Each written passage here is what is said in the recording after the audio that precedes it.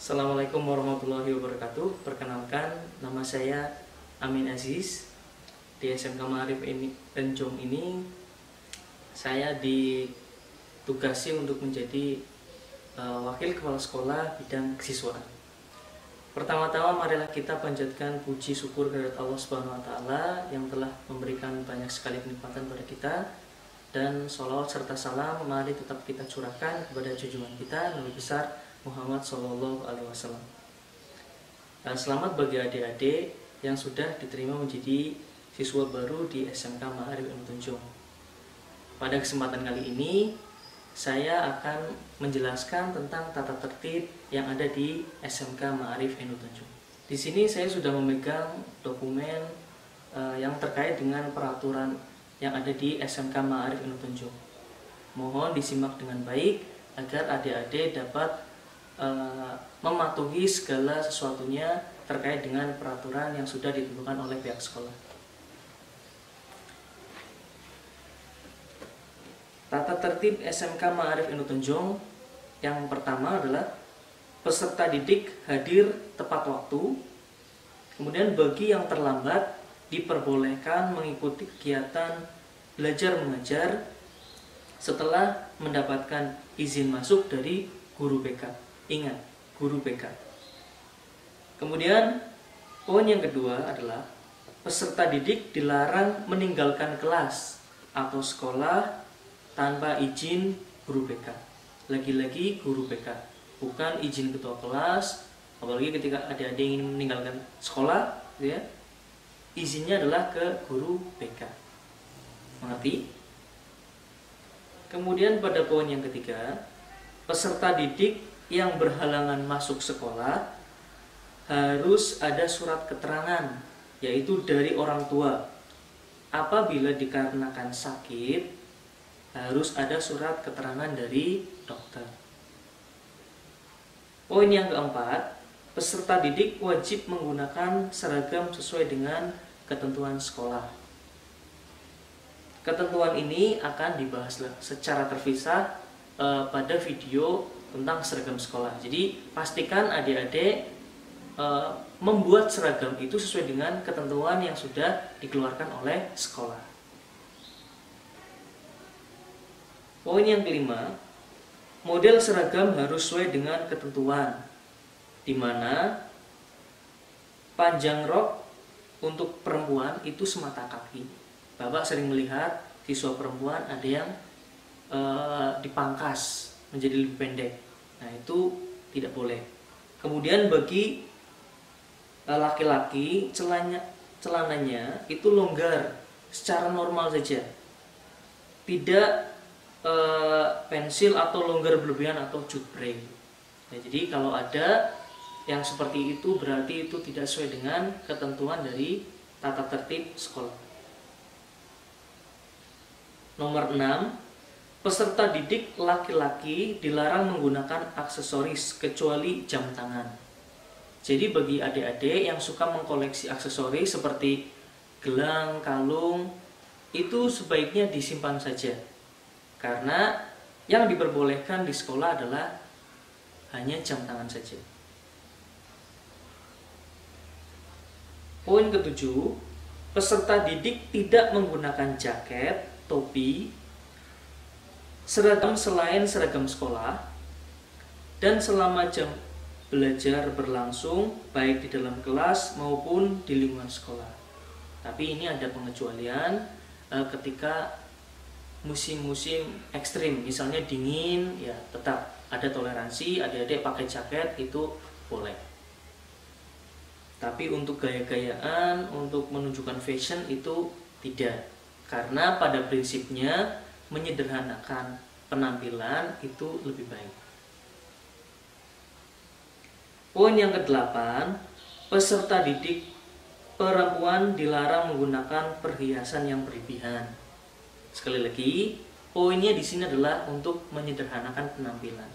Karena ini adalah lembaga sekolahan.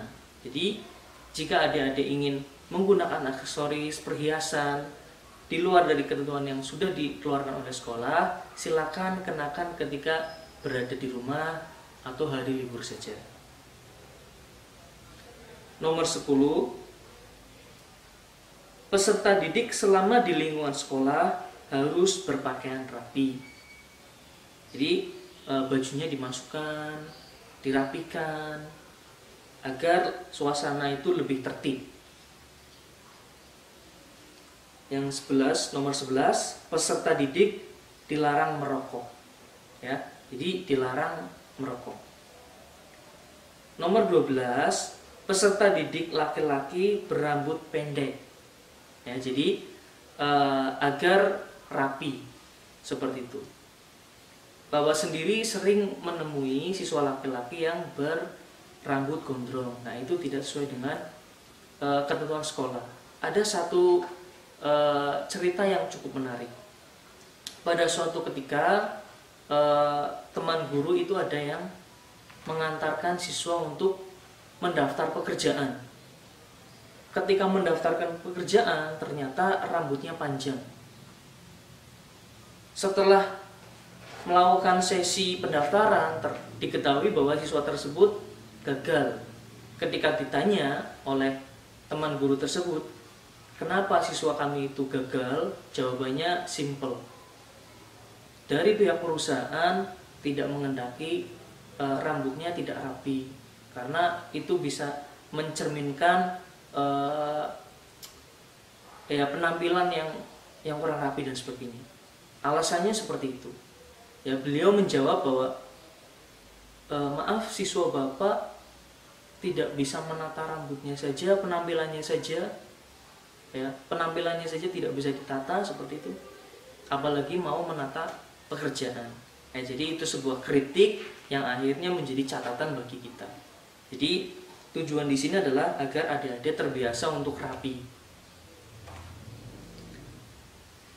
Nomor 13, peserta didik dilarang mewarnai rambutnya.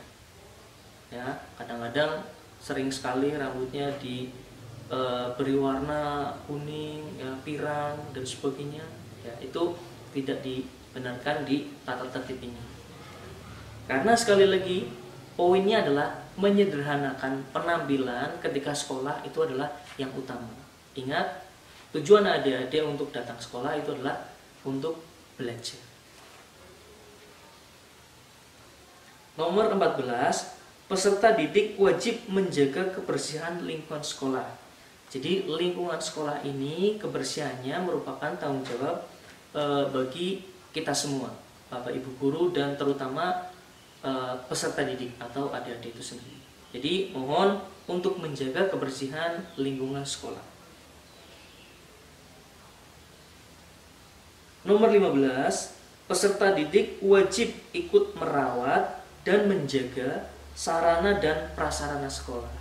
Jadi jika ada sarana dan prasarana sekolah, entah itu di perpustakaan atau di bengkel, di lingkungan sekolah, harap adik-adik menjaganya bersama-sama. Nomor 16, peserta didik wajib menghormati guru dan staf karyawan di dalam lingkungan sekolah maupun di luar sekolah. Jadi jangan sampai ada anggapan bahwa kami adalah Bapak Ibu guru kalian di sekolah, di luar sekolah bukan.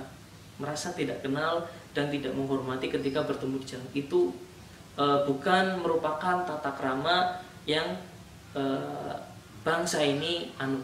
Ya, jadi apalagi adik-adik khususnya hampir mayoritas adalah orang Jawa, pasti punya yang namanya unggah-ungguh, sopan santun dan tata krama. Itulah yang menjadi karakter kita. Jangan sampai kita kehilangan hal tersebut. Nomor 17, peserta didik dilarang melanggar hukum, apapun itu jenisnya. Melanggar hukum jelas tidak boleh. Nomor 18, peserta didik yang membawa sepeda motor wajib menggunakan knalpot standar dan memarkirkannya di dalam area sekolah.